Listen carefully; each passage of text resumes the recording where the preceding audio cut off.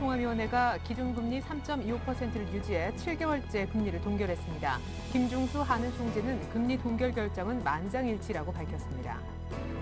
국제 원자재 가격 상승으로 작년 수입 물가 상승률이 13.4%를 기록해 2008년 금융위기 이후 가장 높았습니다.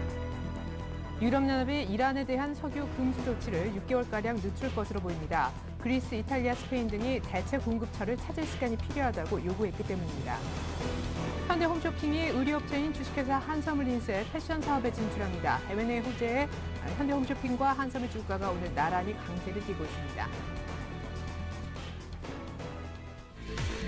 안녕하십니까. 오늘자 내일장 1부 시작됐습니다. 오랜만에 역전 현상이 일어났습니다. 유럽 뉴스가 미국의 부진한 경제 지표를 방어해준 간밤이었는데요. 미국의 고용과 소비 지표가 예상만큼 좋게 나오지 못했지만 스페인과 이탈리아 국채 입찰이 아주 성공적으로 마무리가 됐습니다. 스페인의 국채 입찰 물량은 예상보다 2배나 넘게 소화가 됐다고 하고 이탈리아 국채 금리, 낙찰 금리 역시도 한 달 전보다는 한 절반가량으로 안정화됐다고 하죠. 또한 우리는 기준금리 결정이 오늘 있었던 날인데요. 간밤에 EU 22에서 또한 금리를 동결했던 것과 마찬가지로 우리도 역시 1%로 금리를 묶었습니다. 금리 결정 나기 전에 바짝 올랐던 주가 1880도 넘어서는가 했는데 현재는 1870 정도에서 정체되는 것 같아요. 어쨌거나 지수가 높게 올라가니까 박스권 돌파 얘기도 조심스럽게 나오는 날입니다. 원달러 환율도 빠르게 안정되고 있다고 하는데 전반적인 시장 분위기부터 전해 듣고 오겠습니다. 시황센터 연결해 볼게요. 네, 여기는 시황센터입니다. 오늘 국내 시장 유럽발 호재에 힘입어서 이틀째 상승 행진 이어가고 있는데요. 1월 13일 금요일 현재 코스피 지수는 어떤지 먼저 확인해 보도록 하겠습니다. 현재 코스피 지수는 유럽 재정위기 우려가 다소 경감된 가운데 상승세를 이어가고 있습니다. 코스피 지수는요, 어제보다 0.42% 상승한 1872선에서 거래가 되고 있습니다. 자세한 장중 흐름 확인해 보도록 하겠습니다. 코스피 지수는 소폭의 오름세로 출발한 뒤에 한때 하락 반전하기도 했는데요. 프로그램의 매수세가 이틀 연속 강하게 유입되면서 상승폭을 재차 확대했죠. 장중 한때 1881선까지 고점을 올리기도 했는데요. 개인 매물 부담이 가중되면서 현재는 오름폭을 다소 줄이는 모습입니다. 현재 1872선에서 거래가 되고 있네요. 자세한 수급 상황 살펴보도록 하겠습니다. 프로그램이 이틀 연속 매수 행진을 이어가고 있는 가운데 외국인과 기관이 오늘도 동반 매수세를 이어가고 있습니다. 기관이 5일 연속 매수 우위를 보이면서 현재 869억 원 매수하고 있고요. 외국인도 4일 연속 매수 우위를 보이고 있네요. 1,200억 원 정도 매수하고 있습니다. 반면에 개인은 2,398억 원 매도 우위를 보이면서 거래가 진행되고 있습니다. 이어서 코스닥 지수입니다. 코스닥 지수가 이틀째 상승하고 있습니다. 현재 코스닥 지수는요, 어제보다 0.56% 상승한 523선에서 거래가 되고 있습니다. 자세한 장중 흐름 확인해 보도록 하겠습니다. 오늘 코스닥 지수는 어제보다 2포인트 오른 522선에서 장을 출발했는데요. 개인과 기관이 매수 우위를 달리면서 현재는 523선의 부근선에서 등락을 거듭하고 있습니다. 자세한 수급 상황 살펴보도록 하겠습니다. 외국인이 10거래일째 매도세를 보이고 있습니다. 현재 외국인은요 51억 원 매도하고 있고요. 반면에 개인과 기관이 동반 매수 우위를 달리고 있는데요. 개인은 장 초반 매수와 매도를 오가는 모습을 보였는데 현재는 다시 매수로 전환하면서 45억 원 정도 매수하고 있습니다. 외국 기관도 12억 원 소폭 매수하면서 거래가 진행되고 있네요. 이어서 환율 흐름입니다. 환율이 스페인과 이탈리아의 성공적인 국채 입찰 소식에 하락했습니다. 현재 환율은요, 어제보다 8원 40전 하락한 1,149원에서 거래가 되고 있습니다. 오늘 환율은 어제보다 7원 20전 하락한 1,151원에서 출발했는데요. 장중 1,153원대에서 등락을 거듭하다가 현재는 1,150원대까지 하락했습니다. 1,150원대를 하회하고 있습니다. 현재 1,149원에서 거래가 되고 있네요. 이어서 코스피 시가총액 상위 종목 살펴보도록 하겠습니다. 대부분의 업종이 오르고 있는 가운데 오늘 의료정밀과 전기가스업이 약세를 보이고 있습니다. 삼성전자 이틀째 오르면서 현재 104만 1,000원에 거래가 되고 있고요. 포스코도 4일 연속 상승 행진 이어가고 있습니다. 현재 39만 4,500원 기록하고 있네요.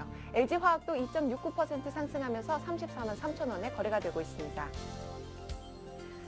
은행 업종이 오늘은 소폭 오름세를 보이고 있습니다. 신한지주 현재 0.25% 상승하면서 39,500원에 거래되고 있고요.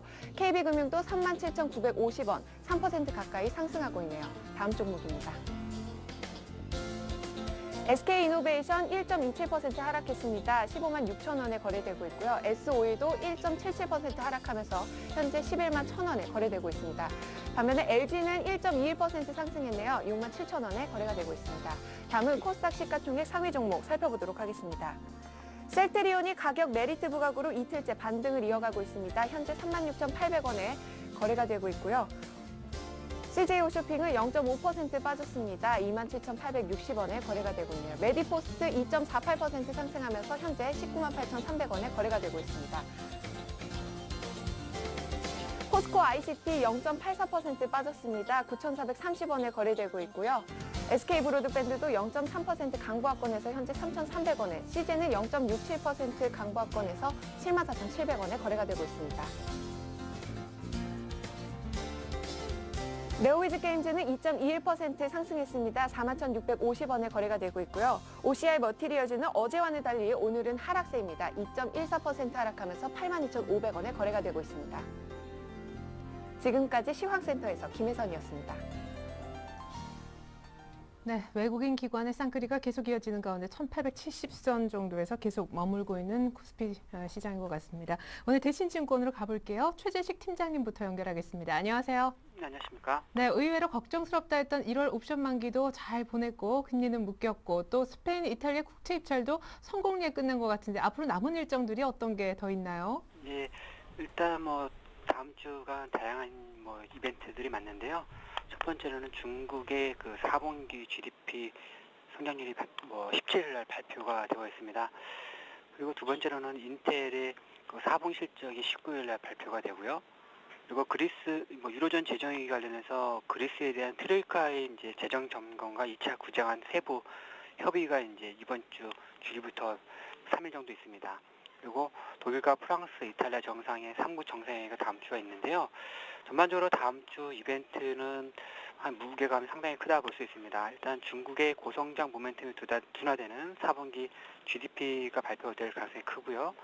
그리고 인텔의 4분기 실적 기대감을 이미 선반영하면서 최근에 그 인텔의 주가가 많이 상승했는데요. 실적 기대감이 선반영됐다는 측면이 있습니다. 세 번째로는 유로존 3국 정상회담과 이후 재무장관을 앞두고 전반적으로 눈치 보기 관련해서 좀 영향을 미칠 수 있는 유로존 이슈이지 않을까 싶습니다. 네. 오늘 1880도 장중에 넘어섰었습니다. 이제 1850 정도에서 방향성을 조금은 위쪽으로 보이는 날이 아닌가. 이제 박스권 돌파하는 것 아니냐. 여기까지 얘기가 나오는 것 같은데 시장 뷰 어느 쪽까지 긍정적으로 보시는지 일단 궁금하고요. 관련해서 다음 주 전략까지 세워주시죠. 예. 코스피가 삼각 수렴형의 패턴을 벗어나려고 이제 가능성을 많이 보여주고 있습니다. 근데 저는 아직 좀 더 두고 보고 판단을 해야 되지 않나 생각을 갖고 있는데요. 일단 아직 강하게 벗어나기에는 아직 모멘텀이 좀 약하다 생각이 듭니다. 일단 좀 더 지수의 강한 상승을 보고 지수 전략을 피우기보다는 좀 더 종목 장세 중심의 그 트레이딩 정도의 중심으로 볼 필요가 있을 것 같고요. 1월 하순에 그 유로존 재정위기 대책이 더욱 좀 더 명확해질 때까지는 좀 박스권 관점에서 좀 관심이 되지 않나 싶고, 지수대로 본다면 1900선 이상에서는 일단 그 상황에 따라서는 매도할 수 있는 상황도 봐야 되지 않나 싶습니다. 예, 일단은 1월 말까지 유럽 쪽 상황 매듭이 지어지기 어려울 것이기 때문에 박스권 대응은 여전히 좀 유효하다라고 하셨는데 중국 얘기를 추가로 좀 여쭤보고 싶습니다. 사실은 다음 주가 춘절 있기 바로 직전 주인데 이미 물가가 5개월 연속 둔화된 것이 어제 확인이 됐죠. 그런데 중국의 경기가 조금 둔화되고 있다는 지표가 다음 주에 나올 수도 있다고 하니까 그렇게 본다면 지준율 인하 카드는 더욱더 나올 가능성이 좀 높아지는 것 같은데 어떻게 예상하시는지요? 네. 지준율 인하도 나올 가능성이 있습니다. 근데 시기적으로 이제 그 설 명절 이번에 이제 지나고 나서 아무래도 그 중국 국경절이죠.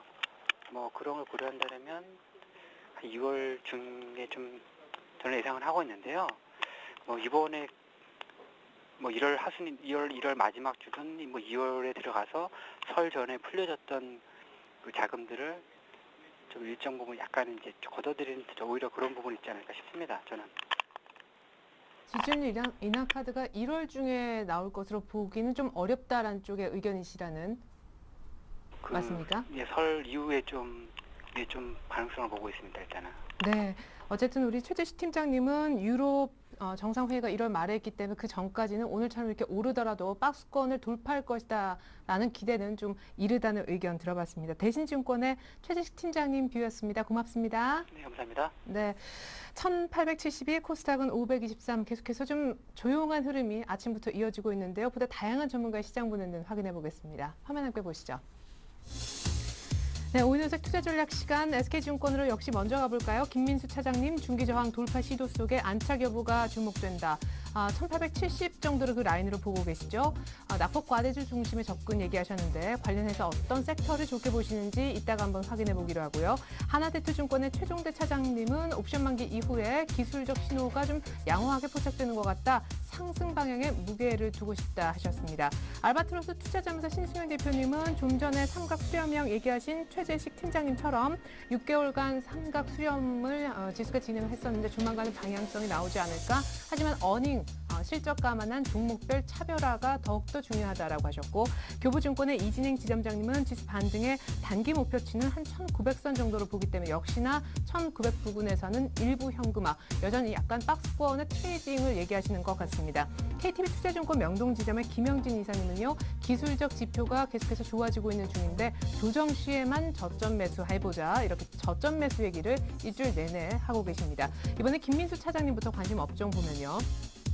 아까 낙폭 과대주도 관심 업종이 둘만하다 하셨는데 오늘 새롭게 철강 섹터가 들어왔습니다. 포스코가 오늘 나흘 연속 오르면서 40만 원 얘기가 나오고 있는 날이기도 한데요.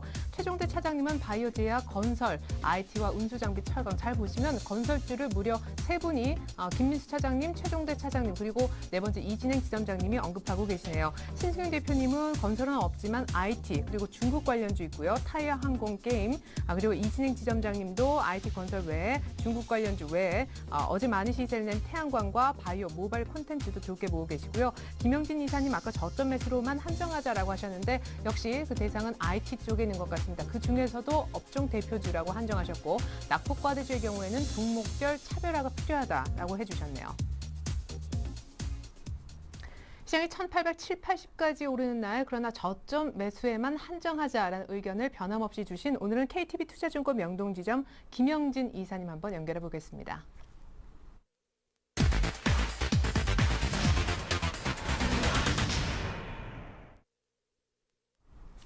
네, 김영진 이사님 안녕하세요. 예, 안녕하십니까. 네, 얼굴을 보여주십시오. 네, 네, 고맙습니다. 안녕하십니까. 먼저 이번 월요일부터 주간 전략 변화부터 보고 얘기 이어갈게요. 아, 네, 저희가 먼저 주간 전략 변화를 확인하고 좀 여러 가지 여쭙도록 하겠습니다. 네. 자, 김영진 이사님 주간 전략 나오고 있는데 이번 주 월요일 1월 9일부터 변화 한번 먼저 살펴볼게요. 수렴 이후에 하방 이탈한다 이렇게 월요일 날 차트가 뚝 떨어지는 날 개파락해서 1820까지 밀리는 날 이렇게 분석을 해주신 바 있고 1월 10일 날 다행스럽게도 갭상승하면서 좀 많이 제자리를 찾아갔었죠. 변동성이 좀 확대되는 것 같다. 이때 외국인이 선물을 거의 1조가량 사면서 프로그램이 6,500억 이상 들어온 날이었습니다. 이렇게 들어오는 것 프로그램에 의해서 올려지는 장 변동성이 좀 커져 불안불안하다 하셨었고 1월 11일 그러니까 옵션 만기 하루 전날 이제 이벤트 영향권에 들어간다라고 하시면서 계속해서 화요일부터 저점 매수 기회를 보자라고 하신 바 있습니다. 그리고 어제 옵션 만기 날 방향성 탐색이 여전히 진행 중이다라는 분석을 하신 바 있고요. 그리고 오늘은 기술적 지표가 점점 좋아진다라고 하시면서 화, 수, 목, 금 오늘까지도 저점 매수 얘기를 계속해서 해 오셨었습니다. 네, 이사님 이제 좀 여쭤보겠습니다. 저점 매수로 한정하자 이렇게 하셨는데 의외로 옵션 만기일 날 빠지는 모습도 없었고 그리고 오늘은 추가로 더 올라버렸는데 언제 어느 정도 지수대에서 무엇을 저점 매수하라는 말씀이신지요? 예, 아무래도 이 종합 지수상으로 이렇게 접근했을 때 아직도 1800에서 1900 박스권이다 이렇게 생각이 됩니다. 그렇기 때문에 1850 이하 그 선에서 좀 매수 기회를 노렸으면 한다 이 말씀을 드린 것이고요. 요 전에 그 주초에 말씀을 드렸을 때 하락했을 때 한 1810포인트대까지도 하락을 했었는데 좀 약간 너무 보수적으로 1780에서 1800선 정도에서 매수하자 이 의견을 제시했었던 건 좀 너무 보수적이었었다 이렇게 생각이 되고요. 단지 이제 시기상의 매수를 따져본다라고 한다면 올해 매수 시점을 봤을 때 시기상으로는 한 1분기 중후반대가 적절하지 않을까 이 생각이 드는데요. 그 근거로 따져봤을 때 그 유로존 얘기는 굳이 또 할 필요 없겠죠. 2월 초에 무슨 일이 있을 거다 이것들은 다 알고 계시기 때문에 그 얘기는 접어두고서라도요. 경기 흐름을 나타내는 지표 몇 가지를 살펴봤을 때 이 경기 선행지수나 뭐 GDP 증가율 이런 대표적인 그런 지표가 있겠죠. 이런 지표는 사실 기업이익 증가율하고도 이제 거의 일맥상통할 테고요. 그렇기 때문에 주가에 미치는 영향력이 좀 클 테고요. 근데 이제 이러한 지표 추세가 올해 2분기에서 3분기 넘어가는 시기가 가장 긍정적인 시기라는 그 점을 좀 포인트로 잡고 싶다 이 말씀을 드린 것이고요. 주식시장 적은 그렇기 때문에 1분기 중후반 정도 그리고 지수상으로 봤을 때는 뭐 한 1850, 그러니까 둘 중에 어느 하나를 충족을 한다면은 매수로 들어가는 것이 맞겠다 이렇게 생각이 되고요.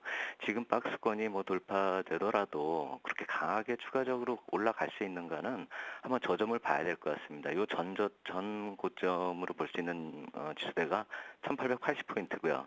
그 다음이 1920포인트거든요. 그렇다면은 오늘 1870포인트에서 지금 수렴이 어느 정도 마무리되고 상승으로 좀 방향성을 잡는다 이렇게 볼 수가 있어도 여기서 매수를 했을 때 또 1880에서 1920에서 차차 이렇게 걸려 들어간다라면은 아무래도 좀 수익 창출하고는 약간 거리가 있는 그런 지수대가 아닐까 이렇게 생각이 되고요. 또 한 가지 이제 말씀을 드린다면 우리 시장뿐만이 아니고요. 이 전체 글로벌 경기 흐름에 있어서 어제 나온 뉴스 하나를 또 하나 말씀드릴 필요가 있어 보이는데요.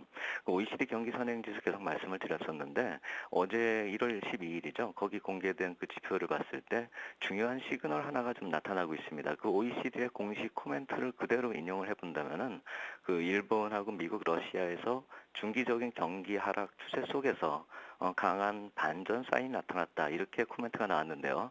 실제로 미국 같은 경우 선행지수 자체가 반전되기도 했죠.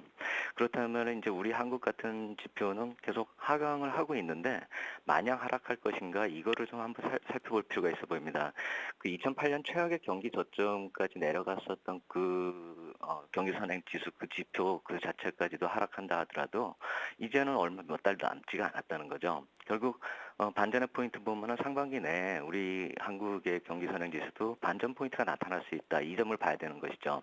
결국 아까 저는 초반에 말씀을 드렸듯이 우리 경기 흐름 자체 내에서 GDP 증가율 같은 것을 놓고 봐도 2분기에서 3분기 넘어갈 때가 좋기 때문에 1분기 말 정도, 중후반 정도가 매수 시점이다. 이 점을 볼 수가 있듯이 경기 선행지수 이 점을 놓고 봐도 마찬가지로 2분기에서 3분기 넘어가는 시기가 경기 반전 포인트다. 이렇게 잡았을 때는 매수 시점을 봤을 때 1분기 중후반 결국 이 구정을 지나서 또 2월에 뭐 이탈리아 쪽 얘기가 지나가면서 2월 중순부터는 좀 적극적으로 매수 기회를 한번 찾아볼 만하고 꼭 굳이 뭐 그때 가면은 지수대가 얼마에서 사자 이런 말씀을 드린다기보다도 시기를 산다는 관점에서 한번 시장을 접근할 필요가 있겠다 이렇게 말씀을 드리겠습니다.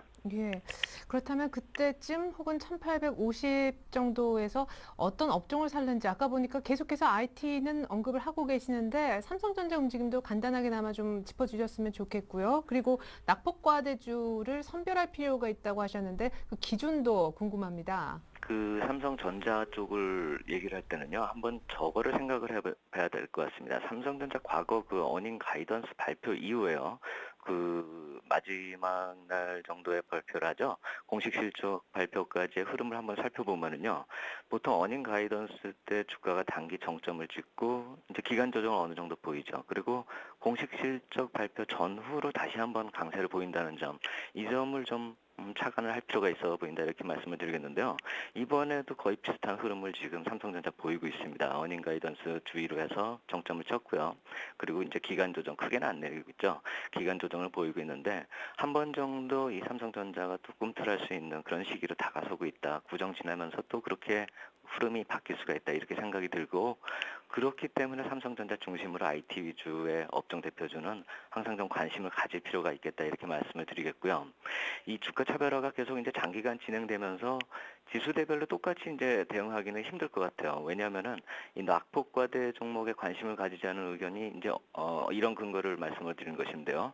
물론 이제 포트폴리오에서 큰 비중을 가져가자 이렇게 말씀을 드릴 수는 없겠죠. 하지만 이제는 완전 배제하자 이런 전략에서 일부 편입은 해볼 만하다 이렇게 의견을 말씀을 드리고 싶은데요.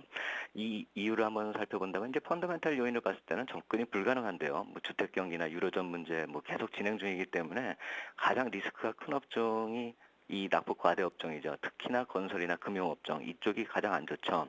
그런데 문제는 이제 주가가 이미 그것을 충분히 반영을 하고 있다는 점이죠. 고점 대비 한 작년 10월 저점까지 거의 반동강이 났기 때문에 상당히 주가에 많이 반영이 됐다 이렇게 봐야 되는데 이제 중기 흐름을 한번 살펴본다면은요. 중기 지지선이 서서히 조금씩 높아지고 있고요. 결국 좀 약간 좀 긍정적으로 변하고 있다는 거죠. 하락세 역시 마찬가지로 진정되고 있기 때문에 이번 주에 반등이 나타나는 종목들을 한번 살펴본다면 낙폭 과대 업종에서 좀 강하게 반등 시세가 나타나기 시작하고 있다는 점, 이 점을 좀 볼 필요가 있어 보입니다. 굳이 건설증권 쪽으로 지금 압축을 하자 이 말씀을 드린 것이 아니고요. 건설증권 업종 같은 그런 낙폭 과대 업종에도 한번 관심을 가질 필요가 있다 이 말씀을 드린 것이죠. 이 추세 하단 중기 추세 하단에서 종종 반등을 보이고 있는 그런 모습이 나타나기 때문에 이 추세 하단까지 어느 정도 내려온 그런 경우라고 한다면 반등을 기대하면서 단기적인 접근이 좀 가능하지 않을까 이렇게 생각이 되고요. 어제 오늘 이쪽이 좀 꿈틀했습니다. 그래서 보통 종목별로 보면 4, 5% 정도, 또 최근에 저점 대비 누적으로 보면 10% 가까이 이렇게 반등이 나온 종목들이 있기 때문에 이 역시 마찬가지로 반등을 노린 투자이기 때문에 중기 추세 그 하단에 접근할 때 결국 조정이 나타날 때 단기적으로 좀 접근하면 뭐 단기 시세 어느 정도 나타나지 않을까. 그렇기 때문에 항상 말씀을 드리는 것이 조정 시에 매수하자 이 말씀을 드리는 것은 그런 식의 어떤 지수대별 접근보다는 낙폭 과대 종목 같은 이런 조정이 나타났을 때 어느 정도 단기 반등이 나올 수 있는 그런 시세를 노리자는 차원에서 그래서 조정 시에 매수다 이렇게 말씀을 드리고 있는 것입니다. 예. 끝으로 우리 김효진 이사님께 단기 뷰 여쭤보고 싶은데 다들 뭐 많이 올라가봤자 한 맥시멈 1900 그렇기 때문에 여전히 박스권 플레이를 얘기하시는데 단기적으로 1900을 아까 강하게 뚫진 못할 것이라고 하셨잖아요. 네, 이 주봉상으로 보시면은요, 이렇게 수렴을 한 다음에 지금 상방으로 이탈하는 그런 모습입니다. 그렇기 때문에 아까 말씀을 드렸듯이 기술적인 지표는 좋아지고 있습니다. 그런데 문제는 분명히 1880이나 1920대는 한 번씩 거쳐야 될 그런 매물대이기 때문에 이쪽에서 걸려서 내려올 때 하락을 장중이 돼도 조정을 보일 때 이쪽으로 매수를 제한하자 이 말씀을 드리는 것이고 사실 1920포인트를 넘어서려면은 어떤 특별한 모멘텀이 있어야 될 것인데 아마도 구정 이전에 1920포인트가 온다라고 한다면 오히려 현금 비중을 약간 좀 더 확대하는 것이 그 이유를 보는 입장에서 그 이후에 매수 시점을 좀 아까도 좀 강하게 말씀을 드렸기 때문에 구정 이전에 1920포인트가 온다면 현금 비중을 한 30% 정도까지 좀 높일 필요가 있겠다 이렇게 말씀을 드리겠습니다. 네, 그 정도에서 매물대 소화 가능성도 얘기하셨고 앞서 1850 밑에서의 저점 매수 1분기 말 정도 시기는 좋겠고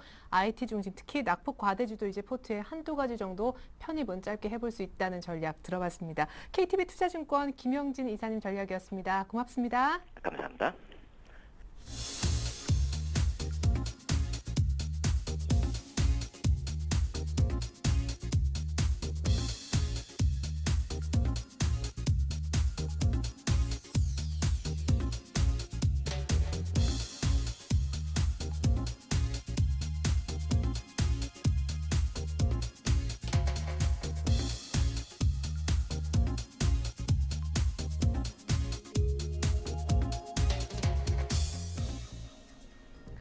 네, 이번엔 선물 쪽 동향을 좀 알아보겠습니다. 어제가 바로 옵션 만기일이었었는데요. IBK증권의 김현준 연구원 연결합니다. 안녕하세요.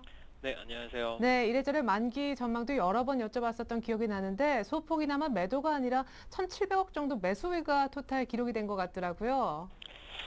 네, 일단 어제 옵션 만기 관련해서 리뷰를 잠깐 말씀드리면, 말씀하신 것처럼 한 1,779억 원의 프로그램 순매수가 유입이 됐습니다. 장 마감 동시호가 때 한 810억 원 정도 순매수가 유입이 되는데요. 구체적인 내용을 살펴보면 차익거래 관련된 그 자금 유입보다는 대부분 비차익 외국인 순매수에 의한 프로그램 순매수가 많았다라고 보시면 될 것 같습니다. 실제로 그 차익거래 관련된 자금은 한 500억 이하의 굉장히 제한적인 수준에서 유입이 됐었고요. 외국인 실제로는 옵션 만기와 전혀 상관이 없는, 그러니까 장기 투자 자금, 외국인의 장기 투자 자금이 비차익 자금 유입된 것으로 보고 있습니다. 어제 같은 경우에는 외국인이 한 2,117억 원 정도 순매수를 했는데요. 어제 베이시스가 1.1포인트 정도대에 있었고 최고로 해도 1.5포인트, 이론 베이시스가 1.35포인트임을 감안했을 때는 높은 수준이긴 하지만 외국인이 공격적으로 한 2천억 정도의 매수를 할 정도의 베이시스 수준은 아니었기 때문에, 그리고 어제 차익거래와 비차익거래 매매 방향이 반대였던 점을 감안했을 때는 일단 베이시스가 아니라 외국인 자금이 유입된 것이라고 보시면 될 것 같습니다. 따라서 어제 옵션 만기는 중립적이었고 반대 이와 상관없는 외국인 비차익 순매수가 유입이 됐다라고 보시면 될 것 같은데요. 일단 긍정적으로 보고 있는 것은 외국인 수급 개선이 좀 나타나고 있는 점이 좀 긍정적으로 해석할 수 있을 것 같습니다. 오늘까지도 지금 비차익 순매수가 유입이 되고 있는, 오늘 같은 경우에 한 1,200억 정도 매수 우위를 비차익 쪽에서 보이고 있는데요. 오늘까지 한 9거래일 연속 비차익 순매수를 하고 있기 때문에 일단 장기 투자 자금은 국내 증시의 매수에 가담하고 있다라는 측면에서 일단 하방 경직성 확보에 좀 도움이 될 수 있을 것으로 보입니다. 예, 알겠습니다. 앞으로 선물 쪽 동향, 오늘도 사실은 현물 쪽에서 뭐 아주 강력한 쌍끌이가 나오는 것은 각 주체별 매수 강도를 보면요, 아니라는 분석 때문에 프로그램에 이렇게 휘둘리는 거는 고맙기도 하지만 언제 또 바뀔지 몰라 불안하다라는 의견도 있는데 어떠십니까? 어제 사실 그 만기의 물량이 하나도 안 나와서 말씀하신 대로 비차익이 끌어올린 거잖아요. 이 물량이 언젠가는 나올 것 같은데요. 청산이 될 거 아닙니까? 네, 그 배당 차익 거래 물량이라고 많이들 이제 알려졌는데요. 한 3조 원 정도 매물 부담이 있습니다. 3조 원 이상이 지금 남아있는 상태라고 보시면 됩니다. 이 물량이 실제로 출회되기 위해서는 전제 조건이 베이시스 악화라고 보시면 되는데요. 베이시스는 한 0.5포인트대 정도로 떨어지면 물량이 이제 본격적으로 출회가 될 수 있고요. 이제 국가기관 물량이 먼저 출회가 되고 그다음에 백오데이션 상태로 가게 된다면 그때부터 기관과 외국인의 매물 부담이 본격적으로 나올 수가 있습니다. 물량 규모가 꽤 크지만 아직까지는 지금 현재 베이스가 1.1포인트대에서 움직이고 있고요. 장중 1.7포인트까지도 오늘 같은 경우는 가고 있는 등 일단 프로그램 수급상 베이시스는 양호한 상황입니다. 이런 베이시스를 주도하는 게 일단 외국인이라고 보시면 되는데요.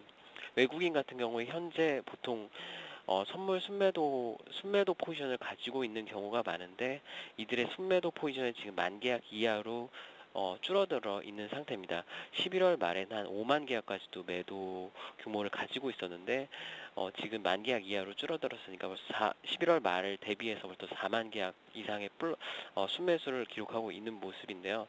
아직까지는 그 유럽발 재정 위기나 어떤 시스템 리스크가 부각될 수 있는 요소가 단기적으로는 나타나지 않고 있기 때문에 이러한 모습을 나타내고 있는 것으로 보입니다. 따라서 돌발 악재가 출회된다면 일단 매물 부담은 여전히 남아있는 상태지만 그 돌발 악재 시점이 언제인가는 조금 단기적으로 나올 수 있는가에 대해서 조금 고민을 해봐야 될 것 같습니다.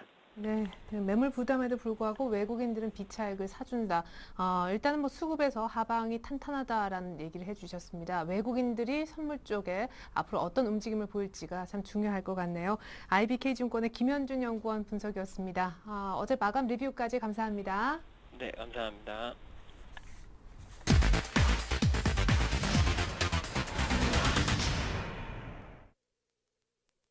네, 코스피가 1860선 후반까지 살짝 더 상승폭을 줄인 상황인데 샘플러스 최병곤 전문위원 연결되어 있습니다. 안녕하십니까? 네, 안녕하세요. 네, 80에 70에 60으로까지 밀리니까 조금 그런데요. 여전히 박스권 전망도 있더라고요. 전략 세워주시죠. 그렇습니다. 일단 지금 시장 자체가 아무래도 박스권 구간을 계속 반복할 수밖에 없는 구조를 갖추고 있고요. 시장이 조금 더 강하게 넘어서기 위해서는 수급의 극적인 변화가 좀 있어야 될 듯 합니다. 적어도 외국인들이 3천억 이상 현물 매수를 한다든가 아니면은 기술적 분석상 상승 추세가 완전히 접어든다든가 이런 모습이 있어야 되고요. 양대 시장을 지금 비교를 해보면은 거래소 시장 같은 경우에는 완전히 이평선이 수렴한 상태에서 아래든 위든 어쨌든 방향을 잡으려고 지금 계속 타진을 하고 있는 상태고, 코스닥 시장은 아무래도 거래소의 영향을 탈 수밖에 없습니다만은 거래소 시장이 특별한 변화가 없다면은 훨씬 더 효과적으로 좀 더 양호한 진행을 보이고 있는 것이 코스닥 시장입니다. 그래서 전체적인 시장의 상황이나 기술적 분석상에서도 역시 코스닥 시장이 좀 유리한 면을 많이 보여주고 있고요. 해서 현재로서는 뭐 그런 쪽으로 좀 포커스를 맞추셔야 될 듯 하고요.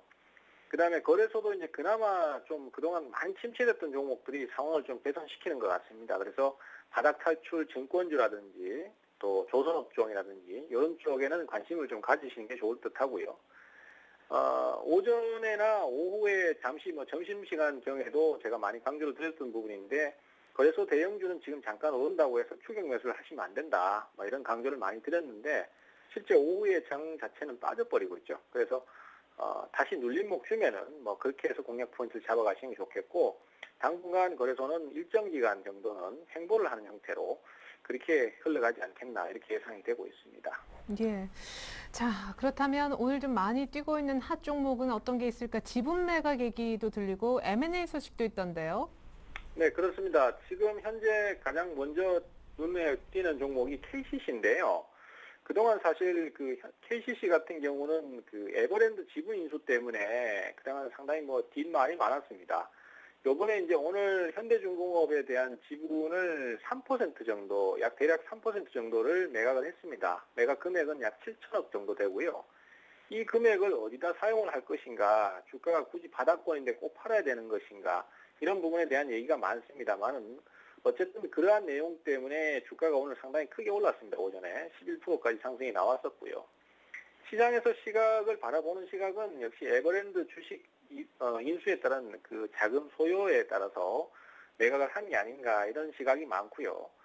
아무래도 이제 그 돈이 없어서라기보다도 그렇게 6천억, 7천억 정도 되는 돈이 한 번에 빠져나가 버리게 되면은 기업의 운영에 좀 문제가 생길 수 있고, 자금의 유동성 문제에서 문제가 생길 수 있기 때문에 그런 면에서 매각을 한 것으로 판단이 됩니다. 그래서 아마 상승은 단발성이 아니겠는가, 이렇게 판단을 하고 있고요. 그다음에 오늘 코스닥의 대표주라고 할 수 있는 셀트리온이 바닥을 탈출하는 상승이 좀 나오고 있습니다. 상당히 좀 고무적인데요. 뭐 특별한 이유가 있다기보다는 아무래도 수급 개선 형태의 흐름이 나오지 않겠나, 이렇게 생각을 하고 있고요. 이중 바닥을 만들었었습니다. 그리고 이제 상승세를 타고 있기 때문에 단기적으로는 한번 매수를 노려볼 수도 있지 않겠나, 이렇게 판단을 하고 있어요. 매수가는 제가 원고를 작성할 때만 해도 36,000원대 초반권이었는데 지금은 좀 더 올랐습니다. 그래서 약간은 가격이 높아졌는데요. 막판에 주가가 좀 밀리는 현상이 나오고 있습니다. 이 타이밍을 노리셔서 가격을 좀 조정해가면서 접근하신다면은 큰 무리가 안 될 것 같고요. 전체적인 위치 자체가 상당히 낮게 형성되어 있기 때문에 오늘 자리가 그리 부담스럽지는 않은 가격이다라는 거 같이 말씀 좀 드리겠습니다. 그래서 매수가는 36,000원대 초중반 정도로 보시면 되겠고요. 목표가는 지금 현재로서는 38,500원에서 4만원권 정도 사이를 보시면 될 것 같습니다. 그리고 손절 가격은 33,800원 정도, 그 가격대 정도를 보시고 단기성으로 한번 노려보실 만하다, 이렇게 말씀드리겠고요. 마지막으로 한섬이 있는데요. 한섬 같은 경우에도 오늘 현대홈쇼핑이 인수를 결정했습니다. 그래서 피인수 대상이 되다 보니까 오늘 주가가 상당히 급등을 했습니다. 그동안도 상당히 꾸준하게 조금씩 움직임이 있었는데 오늘 한 번에 강한 상승이 나왔지만 역시 대기 매물이 많다 보니까 장 후반에는 밀리는 모습 나오고 있다, 이렇게 보시면 될 것 같습니다. 예. 근데 셀트리온이 그럼 오늘 관심 종목이라는 말씀이신데 좀 많이 올랐는데요. 만약에 내일 아침에 좀 눌리기를 기다려보면 어떨까요? 그렇게 가셔도 큰 문제는 안 된다고 생각합니다. 왜냐하면 이런 종목들은 사실 덩치가 크기 때문에 그 주가가 한번 움직인다는 게 사실 쉽지만은 않은 현상입니다. 그러하기 때문에 한번 움직임이 나왔을 때는 그것이 차트에 대한 신뢰도가 상당히 높아지기 때문에요. 내일 잠깐 밀린다든지 이런 상황에서도 매수 타이밍을 잡으셔도 큰 문제가 없겠고요. 다만 이제 오늘 시초가 정도를 깨고 내려가 버리거나 그 정도로 밀린다면 그건 문제가 생기니까 그런 부분만 좀 주의를 하셔서 매수 타이밍 잡으시면 될 것 같아요. 네, 셀트리온 목표가 38,500원 제시 들어봤습니다. 정반대로 오늘 좀 떨어지는 종목 소개받아보고 싶은데 쌍용차 나흘 연속 상가고 10,000원 넘어서더니 오늘 좀 많이 밀리는 것 같아요. 그렇습니다. 지금 오후 들어서 계속 추가적인 조정이 나오고 있는데요. 아무래도 이제 인도 그 시장에 좀 진출한다는 기대감이 크게 작용을 하면서 연속 상승이 나왔습니다만은 5날 연속으로 오르긴 좀 힘들었나 봅니다. 그래서 오늘 조정을 받는 구간이고요. 현재로서는 많이 내려왔기 때문에 추가적인 조정이 있다면은 한번 저가 매수로 노림수를 가져볼 만도 하다라는 말씀을 드리고 싶고요.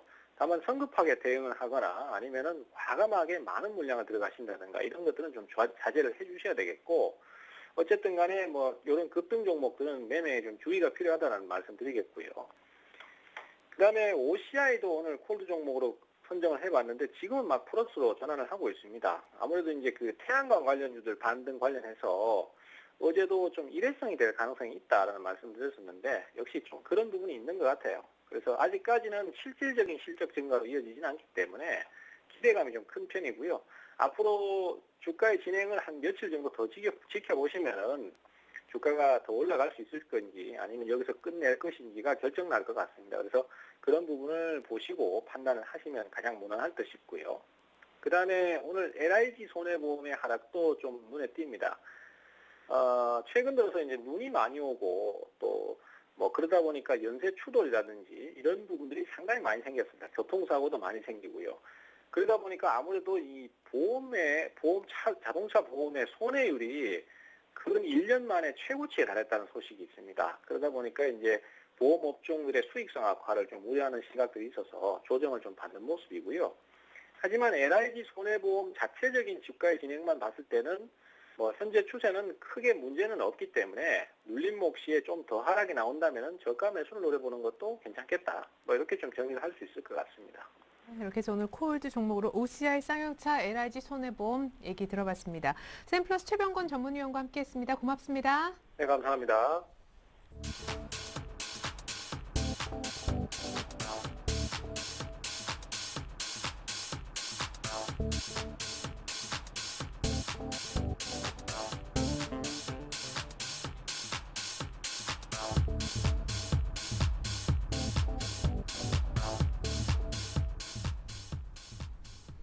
네, 환율은 1,140원대 후반까지 안정돼 있고 지수는 다시 1,870은 일단 되찾은 것 같습니다. 다시 한번 마감 전략 세워볼 텐데 동양증권 영업부의 권용문 과장님 스튜디오에 나와 주셨네요. 안녕하세요. 예, 안녕하십니까. 네, 사실은 지난주 말부터 좀 걱정했었죠. 스페인과 이탈리아 국채 금리.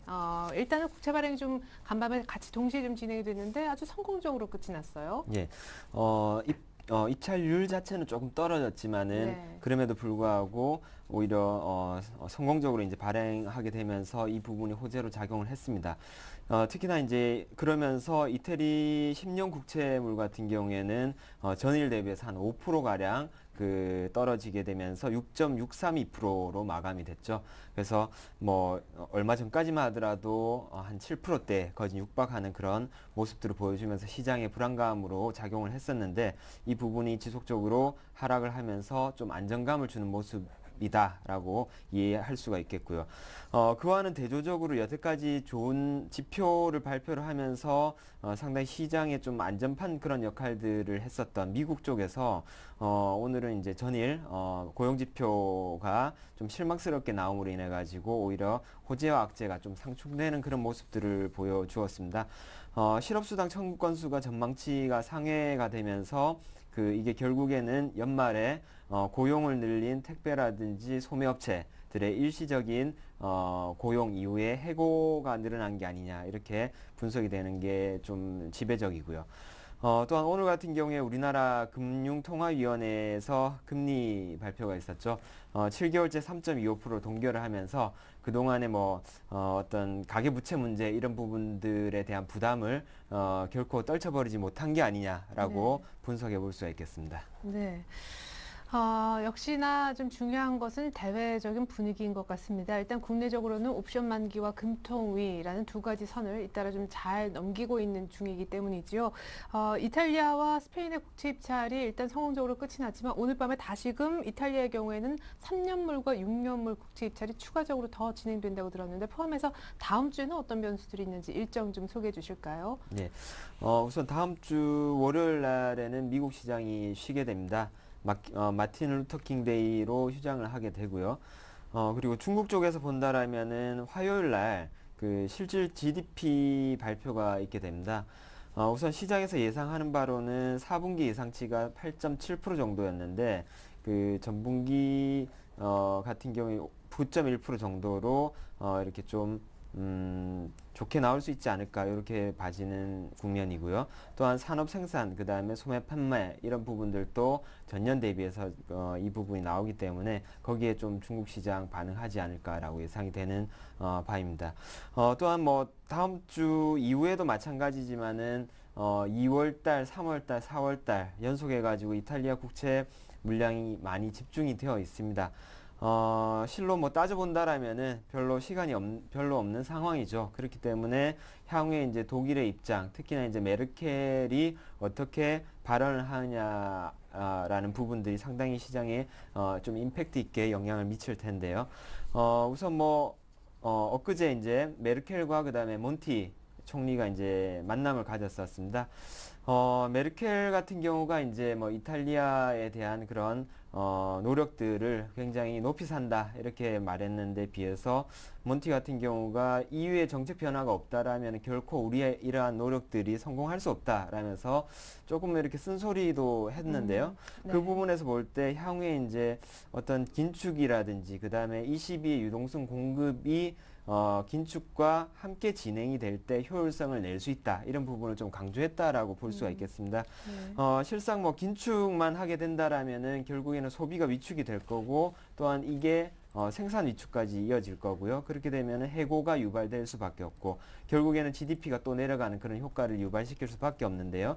여기에 더해서 ECB의 원활한 유동성 공급이 있어야만이 이러한 위기들을 헤쳐나갈 수 있다라고 몬티 총리의 어떤 좀 강경하면서도 좀 소신 있는 그러한 그 태도가 상당히 좀 시장에 신뢰를 주는 게 아닌가 그렇게 느껴졌습니다. 그래서 향후에는 이에 대해서 또한 독일의 입장 그리고 메르켈이 또 어떻게 반응을 하고 언론에 이제 얘기를 하느냐에 따라서 또 시장이 움직일 텐데 어떤 쪽으로 이제 화답을 하느냐 이런 부분이 또 중요하다라고 볼 수가 있겠습니다. 네. 이번 주에 독일과 프랑스의 정상이 만나 이번 주를 출발시켰고 중간에 또 말씀하신 대로 독일과 이탈리아의 정상들이 만나기도 했었습니다만은 이렇다 하게 헤드라인으로 공통적으로 잡을 만한 뉴스는 없었습니다. 그런데 다음 주죠. 20일 정도엔 독일과 프랑스와 이탈리아 정상, 이 3국의 정상이 한꺼번에 만난다고 하니까요. 또 한 번 기대를 걸 수밖에 없을 것 같습니다. 그래요. 일단 유럽 쪽 상황 계속 주시해봐야 될 텐데 유럽에 대해서도 의견이 분분한 것 같아요. 상황 계속 쭉 진행이 되고 입찰도 뭐 의외로 잘 넘어가고 그런데 그래도 근본적으로 바뀐 건 없다라는 쪽과 그래도 조금씩 나아지는 것을 보고 있지 않느냐라는 쪽에 따라서 박스권 돌파 혹은 여전히 박스권 의견이 좀 나눠지는 것 같은데 시장 전략, 마감 전략 좀 세워주세요. 시장 뷰도 좀 궁금하고요. 네. 우선 시장의 흐름을 본다라면은 고점이 지속적으로 이제 하락하고 있는 그런 패턴이고요. 또한 저점 또한 올라가고 있는 그런 수렴형의 패턴들을 보여주고 있습니다. 잠시 차트 모습을 한번 보시게 되면요. 좀 더 극명하게 와닿으실 텐데요.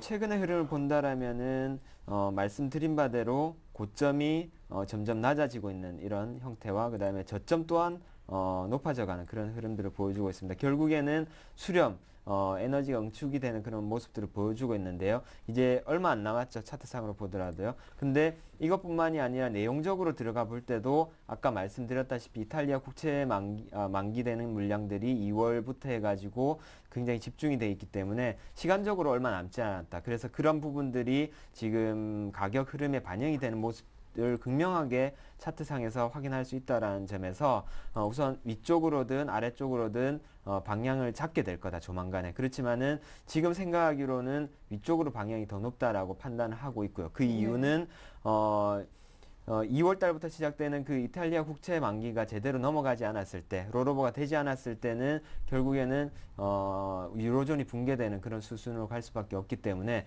분명히 거기에 대한 명확하고 확실한 조치가 그 이전에 나올 거다라고 예상을 하기 때문에 시장의 방향은 수렴 이후에 위쪽으로 가지 않겠느냐라고 예상을 하고 있습니다. 예.